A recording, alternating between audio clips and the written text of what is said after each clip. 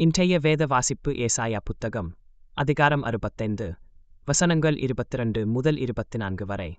அவர்கள் கட்டுகிறதும் வேறொருவர் குடியிருக்கிறதும் அவர்கள் நாட்டுகிறதும் வேறொருவர் கனிபுசிக்கிறதுமாயிருப்பதில்லை.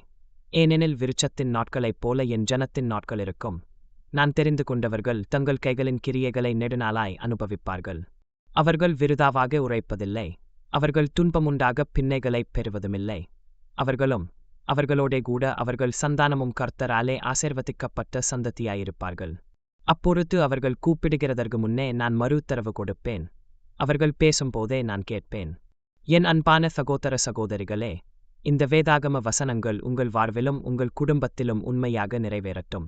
இந்த வசனங்களின் மூலம் நீங்களும் உங்கள் குடும்பமும் ஆசீர்வதிக்கப்படுவீர்களாக.